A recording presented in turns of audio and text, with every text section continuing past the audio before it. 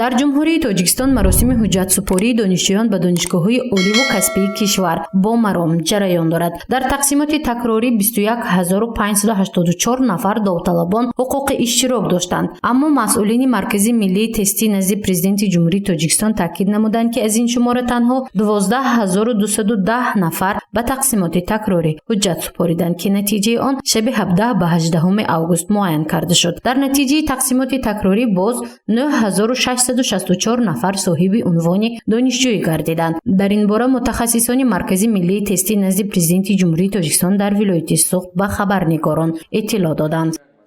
Маркази миллии тестӣ назди Президенти Ҷумҳурии Тоҷикистон санаи 17 август ба санаи 17 ба 18 август натиҷаи озмуни тақсимоти такрориро барои довталабоне ки дар ин марҳила аз санаи 11 август то санаи 14 август ки марҳилаи аз лаб ба қайдгирӣ ҷиҳати иштирок дар озмуни тақсимоти такрорӣ буд, эълон намуд. Вобаста ба эълон ба телефони мобилии ҳар як довталаб ирсол карда шуд эълони мазкур.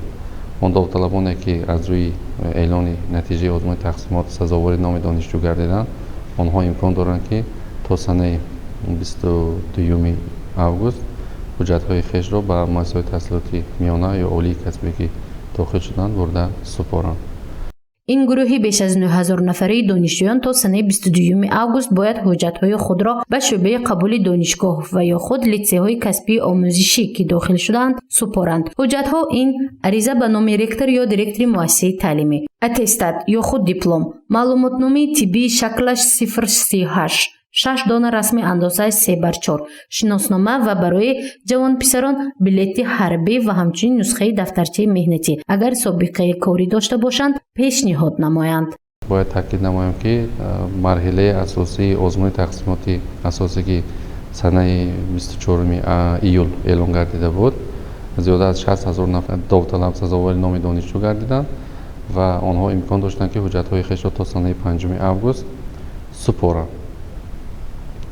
ва ҳолатҳое дар ин миён пайдо гардид, ки бо сабабҳои узрнок ин довталабон натавонистанд ҳуҷҷатҳои худро ба муассисаҳои таҳсилоти миёна ё олии касбе ки онҷо сазовори номи донишҷӯ гардиданд супоранд ва Маркази миллии тестӣ ба инҳо имкон дод, ки он довталабоне ки сари вақт ҳуҷҷатҳои худро пешниҳод накарданд то санаи 20 август ариза ҷиҳати супоридани ҳуҷҷатҳоро пешниҳод кунанд ва мо имкон дорем ки то санаи 20 август аризаи онҳоро дар бахши минтақавии Маркази миллии тестӣ дар шаҳри Хуҷанд қабул намоем.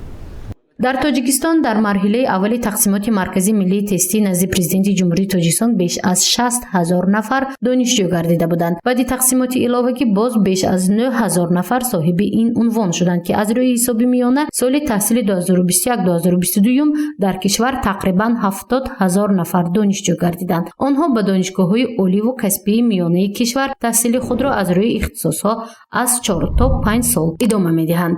Зурши Мафнушкур ва Насим Раҳимов барои барномаи иттилооти хабар.